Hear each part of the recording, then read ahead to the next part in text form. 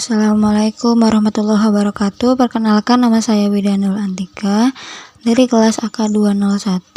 Di sini saya akan menjelaskan tentang pendapatan nasional untuk memenuhi tugas 1 mata kuliah ekonomi makro. Dalam pengertian umum, pendapatan adalah hasil pencaharian berupa uang atau materi lainnya yang didapat dari suatu usaha yang kemudian akan digunakan untuk memenuhi kebutuhan hidup. Jadi, pendapatan memegang peranan penting dalam kehidupan seseorang manusia. Dengan pendapatan yang berupa materi, mereka dapat membuat peramalan, perencanaan, dan pengaplikasian yang lebih baik dalam kehidupannya, terutama yang berkaitan dengan kebutuhan hidupnya. Pendapatan menjadi aspek yang sangat penting dari setiap bentuk usaha. Di negara kita ini, berbagai sektor usaha seperti pertanian, perkebunan, industri, pariwisata, perbankan, dan masih banyak sektor yang lain berlomba-lomba menghasilkan pendapatan yang tinggi guna menghidupi usaha yang mereka jalani agar tetap bisa bertahan. Pengertian pendapatan nasional.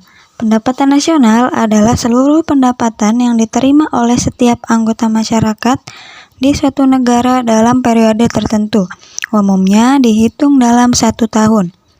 Dengan pendapatan nasional akan terlihat tingkat kemakmuran suatu negara. Semakin tinggi pendapatan nasional suatu negara, maka dapat dikatakan semakin tinggi juga tingkat kesejahteraan rakyatnya. Namun, sesungguhnya pendapatan nasional suatu negara tidak dapat sepenuhnya dijadikan sebagai indikator naiknya tingkat kesejahteraan rakyat. Sebagai contoh, meskipun pendapatan nasional Indonesia pada tahun 2010 naik dari tahun sebelumnya, tetapi tetap saja masih atau sangat banyak rakyat Indonesia yang sampai saat ini hidup di bawah garis kemiskinan. Selanjutnya ada konsep pendapatan nasional. Yang pertama, produk domestik bruto atau gross domestic product atau PDB atau GDP. Jumlah total barang dan jasa yang berhasil diproduksi oleh unit produksi di dalam negeri atau domestik dalam satu periode, yaitu dalam 1 tahun. Barang-barang yang dihasilkan termasuk barang modal yang belum diperhitungkan penyusutannya.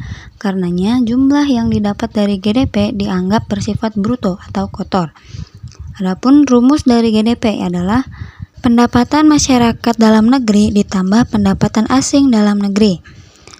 Barang dan jasa yang diproduksi oleh badan usaha asing di dalam negeri juga termasuk di dalam gross domestic product. Yang kedua ada produk nasional bruto atau gross national product atau PNB atau GNP.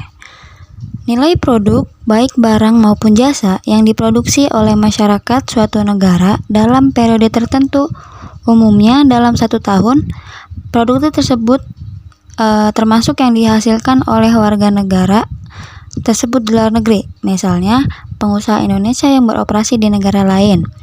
Nah, adapun rumus GNP sama dengan pendapatan WNI dalam negeri ditambah pendapatan WNI luar negeri dikurangi pendapatan asing dalam negeri.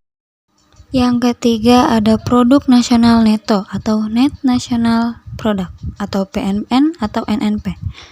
Jumlah total produk nasional bruto dikurangi dengan penyusutan barang modal. Nah, penyusutan merupakan penggantian barang modal bagi peralatan yang digunakan untuk kegiatan produksi. Biasanya berupa taksiran sehingga bisa terjadi kekeliruan walaupun relatif kecil. Adapun rumus NNP sama dengan GNP dikurangi depresiasi atau penyusutan barang modal. Keempat ada pendapatan nasional neto atau net national income atau PNN atau NNI.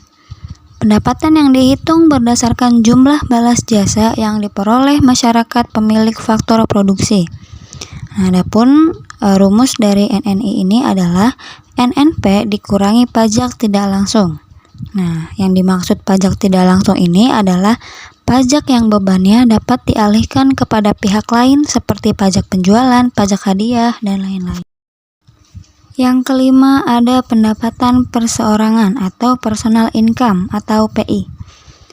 Jumlah total pendapatan yang diperoleh oleh masing-masing orang dalam masyarakat, termasuk penghasilan yang didapatkan tanpa harus bekerja, misalnya PNS yang mendapatkan uang pensiun.